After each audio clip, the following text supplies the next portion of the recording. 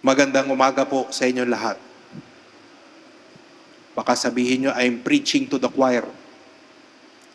Kasi parang choir lang po yung nandito. But just like Jesus, He preached to the apostles. He taught the apostles. And after teaching them, He sent them out. And Jesus needed only 12 apostles. Tayo, more than 12 na po tayo. And I'm confident that it is also God's mission for us, for the church to speak up. Siguro lalo po ngayon, kung titingnan po natin ang ating mga pagbasa, ang magpagbasa po natin ay tungkol sa katapusan ng panahon. Na kung saan, parang tayo'y matatakot kasi saan tayo pupunta? Tayo ba'y dapat matakot? Tayo ba'y dapat mangamba? O dapat ikatuwa natin ang katapusan ng panahon?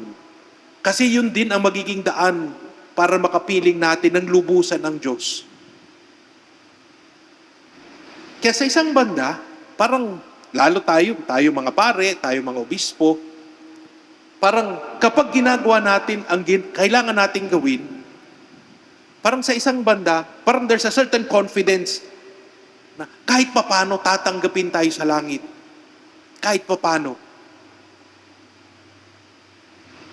Pero ang tanong nga kasi doon, tayo ba ay naging pare? Tayo ba ay naging obispo para sa ating sarili? Kayong component doon, how have we been pastors or shepherds to others?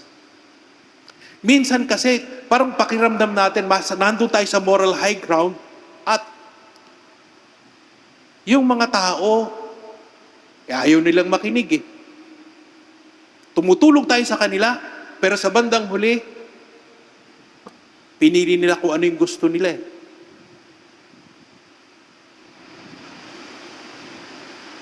At parang minsan may sama ng loob pa sa atin. May galit sa atin. At hindi natin maunawaan bakit ganyan ang nangyayari. Pero ito, pwede nating sabihin, iba ang misyon ng kaparian dito sa Clergy for Good Governance. We will not sit on our high chair. Tayo ay bababa, magbababad sa mga tao. We will enter into circles of conversation. Kikilalanin natin ang mga tao. Ano nga ba ang saloobin ninyo? Ano yung mga tanong nyo? Ano yung mga pangangamba ninyo? Ano yung mga takot ninyo? We will not start with our own assumptions, but we will start with a conversation. At dahil dito, parang tayo ay makikipaglakbayan. Kasi sinasabi natin, lahat kasama lahat. But when we sit on our high chair, parang nagkakaiwanan na. Pero ngayon, sisikapin po natin na isama ang lahat. Makiupo. Makinig. Tulad ng paanyaya ni Pope Francis sa atin ng synodality. To smell like the sheep. To be with the sheep. At tayo po ay bababa sa ating mga upuan, sa ating mga, in quotation marks, mga trono. At makikiusap, makikipag-usap. At dahil dyan, iba din yung ating pakikinig. Makakarinig din po tayo ng masakit. Mapanghusga na pananalita. Pero bahagi po yan ng pakikinig. Bahagi yan ng pag-unawa. So that at the end of the day, masasabi natin, ang misyon natin ay sakupin ang lahat. Dahil nakausap natin ang lahat. Pinakisamahan natin ang lahat. Wala tayong iniwan.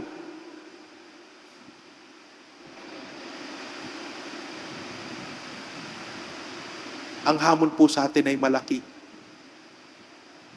Kasi ilan lang po tayo. Pero ang layunin po natin ay sa ating pakikipag-usap in the circles of conversation, dun lalawak ang sakop ni Jesus. Hindi sakop natin, sakop ni Jesus. Dahil dun, mag-uumpisa yung pakikipaglakbayan natin sa tao. Para sa bandang huli, at Judgment Day, we are not proud of saying, I am good, therefore, I'm capable of saving myself. Hindi yun. I am good, and my mission is to include others. Isama ang ating kapwa. Ang mga hindi nakikinig, ang mga mahirap kausap, isama sa misyon ng simbahan. Pero nag-uumpisa yun sa pakikinig at pakikipag-usap. Nawa, itong mission po natin ay unang-una isa puso po natin. At huwag tayong mapagod. At dahil doon, makikita natin ang biyaya na nagmumula sa Diyos para ipagpatuloy itong misyon na ito ay mag-uumapaw mula sa Diyos. God bless the clergy for good governance. God bless those we will touch and journey with. Nawa, maging mabunga ang ating misyon.